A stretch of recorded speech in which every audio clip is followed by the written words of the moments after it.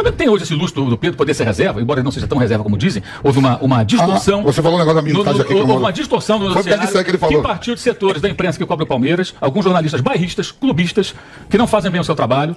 Né? Até jornalistas que aparecem com camisa com coração verde lá, fazendo boletim lá do Abu Dhabi, matérias imundas. Essa é a palavra que eu encontro, distorcendo a realidade. Primeiro, o Pedro jogou 34 jogos no Brasileiro de 2020, quando ele foi campeão brasileiro. Jogou 24 jogos no Brasileiro passado, quando ele operou o joelho, por isso ele não jogou mais partidas.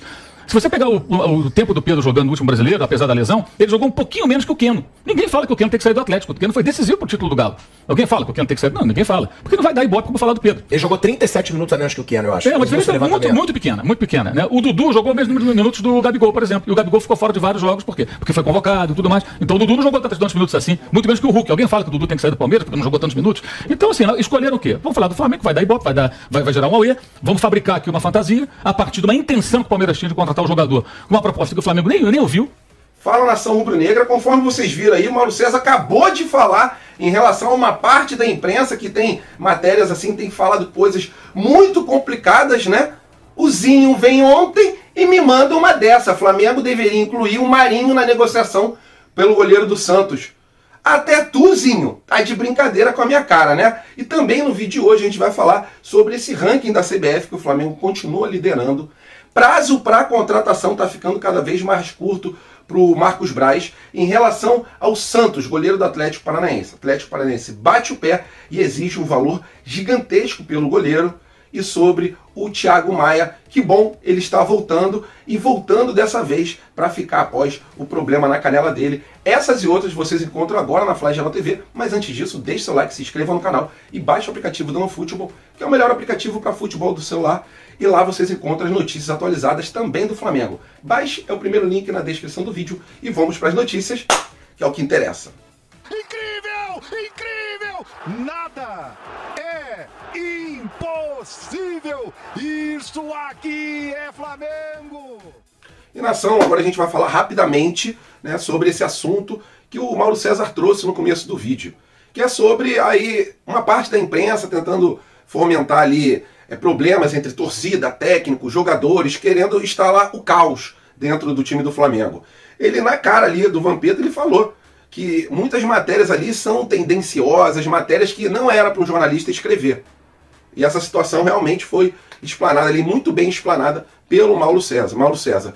E aí o que me surpreendeu, né, é que um fogo amigo, entre aspas. A frase que o Zinho falou foi um absurdo sobre o Marinho. O Zinho falou que a gente poderia devolver o Marinho, mandar o Marinho de volta para o Santos para poder pegar o João Paulo, colocar ele no meio dessa negociação. Pô, o Zinho, tu mesmo, é flamenguista mesmo, Zinho, falando isso?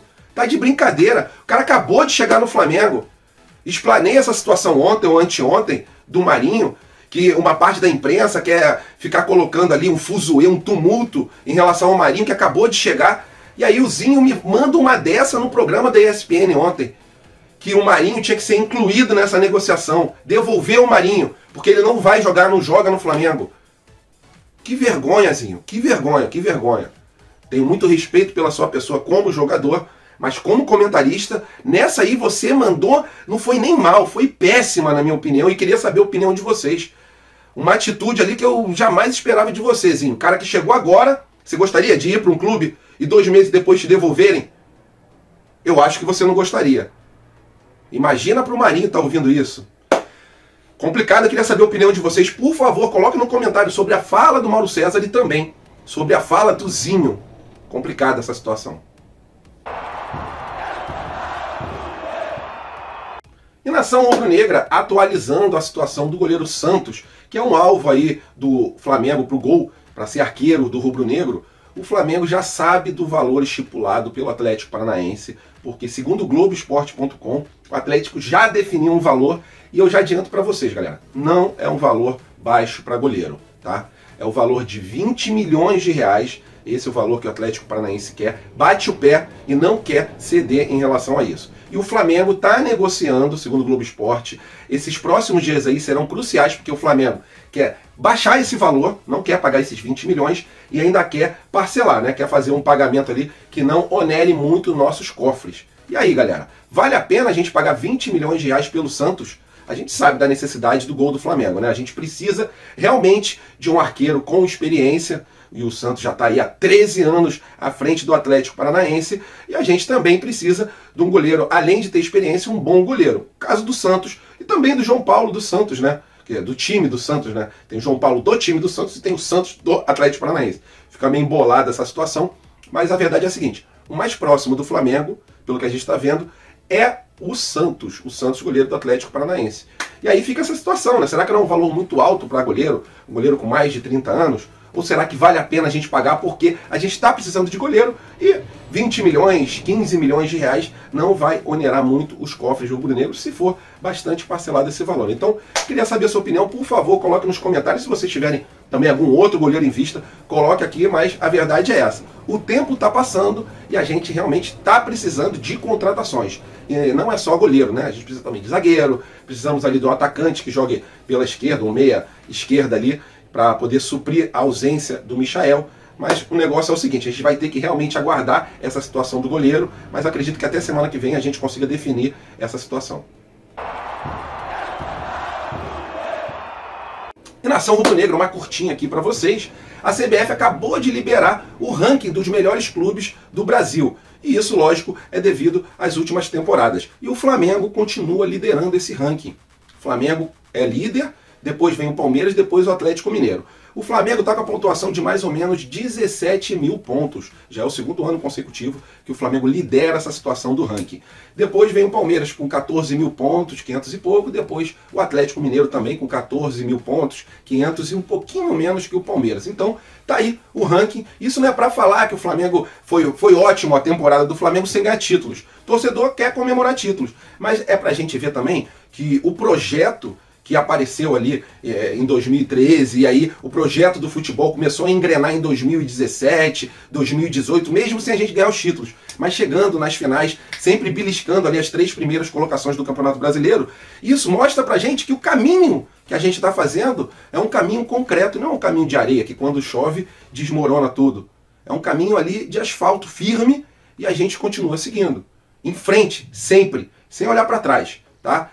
2021 não foi um ano legal em relação a títulos, mas o importante é que a nossa estrada está sendo bem pavimentada. E esse ranking é para confirmar isso aí mais uma vez. Então, bem interessante isso, mas queria saber a sua opinião. Eu tenho razão? Realmente a estrada que a gente trilhou é uma estrada ali que por muitos anos a gente vai disputar tudo no Brasil e também internacionalmente?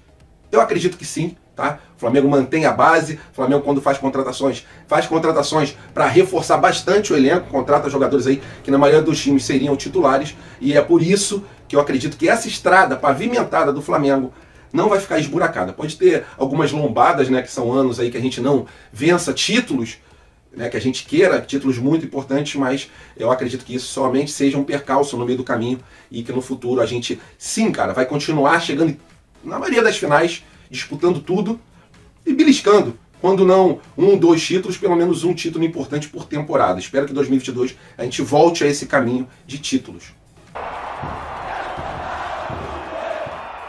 E nação rubro-negra, o tempo vem se estreitando em relação às contratações para o time do Flamengo, devido também a essa pendência, a esse problema aí com o Banco Central, né? Que o Flamengo corre o risco de ser penhorado em mais de 100 milhões de reais. Isso aí realmente atrasaria muito as nossas contratações. Mas a verdade é a seguinte: a gente tem em torno de um mês para poder contratar e inscrever o jogador na fase de grupos da Copa Libertadores da América. É uma situação ali meio periclitante para o Marcos Braz, para o Landim, que tem essa situação do Banco Central, mas também vê o tempo ficar mais curto em relação à Libertadores da América. E o Flamengo precisa realmente se mexer. Está precisando de um goleiro, está precisando de um zagueiro, está precisando do atacante. Poderia também trazer um reserva ali para o Arrascaeta, mas a verdade é essa. Enquanto persistir essa pendência com o Banco Central, esse problema na Justiça, o Flamengo não vai conseguir ter aí a sua tranquilidade para poder ir no mercado e contratar. E aí o Marcos Braz, vendo esse tempo se encurtar, tem que realmente se mexer. Tá? O Flamengo está com essa pendência, mas pelo menos um goleiro a gente tem que trazer. Dia 2 de abril termina o prazo para a inscrição da fase de grupos. Tem ali, o Flamengo pode ainda escrever em torno de uns 5 atletas com algum tipo de problema na documentação, para depois acertar. Mas isso aí não é a solução ideal, não é o que a gente queria. A gente precisa desse mês de março ir no mercado com tranquilidade e contratar. Não adianta a gente só ficar especulando, vem fulano de tal, vem outro fulano e não chega ninguém. O Flamengo realmente precisa se mexer em relação a essa situação e espero que em março se resolvam os problemas de contratação do time do Flamengo por causa desse prazo da Libertadores. Tomara que o Flamengo consiga resolver rapidamente esse problema aí com o Banco Central, com a Justiça, e que a gente não tenha um valor muito alto penhorado, porque isso vai ser crucial nas nossas contratações para essa temporada. E nação rubro-negra, para fechar o vídeo com chave de ouro, a gente vai falar sobre um reforço que o Flamengo vai ter aí para domingo contra o Vasco, que é a volta do Thiago Maia. Segundo o portal Bola VIP, as chances do Thiago Maia voltar nesse jogo de domingo são gigantescas. E que bom que o Thiago Maia está voltando. O corte no joelho dele foi muito feio. No joelho não, na canela. Foi muito feio, muito feio. Mesmo depois de bastante tempo dessa situação, ainda está uma marca ali gigantesca na canela do atleta. Mas, graças a Deus, ele já está recuperado, treinou com o grupo e é essa a tendência que ele volte contra o Vasco. E se gostaram do vídeo, galera, deixe seu like, se inscrevam no canal. Tamo juntos, fiquem com Deus. Tenham aí um fim de semana muito abençoado e que a gente se dê bem no domingo contra o Vasco, que vai ser um jogão, cara, jogão. Clássico é muito legal da gente ver. Ah, um abraço pro Inter. Tamo junto. Globo? Pô, o Inter perdeu pro Globo, mas beleza, não vou. Só mandei um abraço mesmo pro Inter, porque ele deve estar triste do lado de lá. Valeu, galera, fiquem com Deus, tamo juntos, até a próxima e fui!